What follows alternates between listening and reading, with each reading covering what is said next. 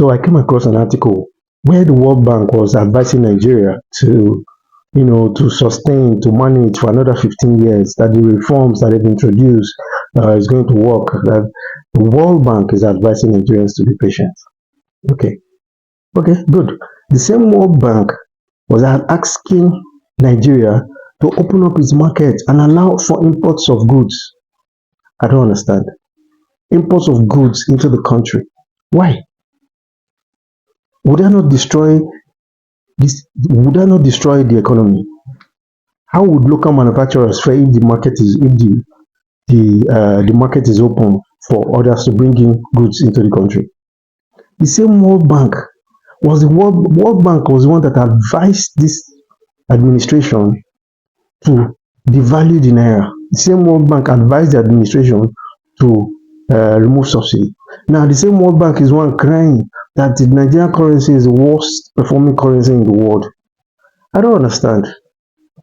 Okay, so what I'm saying is that isn't it about time that we realize that the World Bank and the IMF does not mean well for the African nations? Is it not supposed to be something that every black person in diaspora, whether you live in diaspora, you live in Africa, as long as you have the Negro skin, the black skin, it's not something that should concern everybody.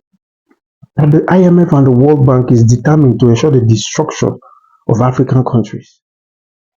So you tell them to devalue their currency, but you do not tell them that, listen, if you devalue your currency, you also have to focus on local manufacturing. Instead, you're telling them to import all the goods they need.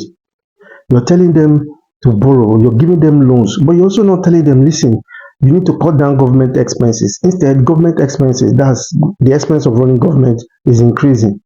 Listen, it doesn't take mathematics, it doesn't take rocket science to understand or to see that the IMF and World Bank does not want the growth of African countries. Just imagine this headline: asking them to open up their market automatically means that the World Bank and IMF just wants Africa to be the dumping ground. But where it hurts much is that if you want Africa to be the dumping ground for all the produce of the world, because the IMF and World Bank was created in Europe by Europeans, American and Europe, why don't you allow African currencies to be high? Because if African currencies, let's say one naira, $100 is equivalent to maybe 80 Kenya shillings or 80 naira.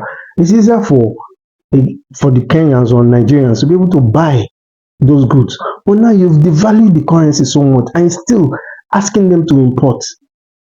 This is a level of wickedness I really don't understand. And I think a lot of Africans are ignorant, you know. And look at it, you can't even tell them, so okay, fine. If you're going to devalue your currency, you need to start buying locally made vehicles. You give them loans, they use those loans that IMF has given them to go and buy Mercedes Benz, buy Japanese vehicles, and buy everything. So they collect the loan, they give it back again through purchasing of foreign goods. So they collect loan, and they give the loans back through purchase of foreign goods. Then the remaining, of course, the next generation will pay. This is pure wickedness. What IMF and World Bank is doing, what IMF and World Bank is doing to Africa, to Nigeria, is pure wickedness. There's no other term. I've looked at it from left to right. It is pure wickedness, and every black person, every African, wherever you are in the world, whatever your disposition is, you must realize that IMF and World Bank does not mean well for Africa, and it's time will come where Africa would have no choice but to boycott the World Bank and IMF.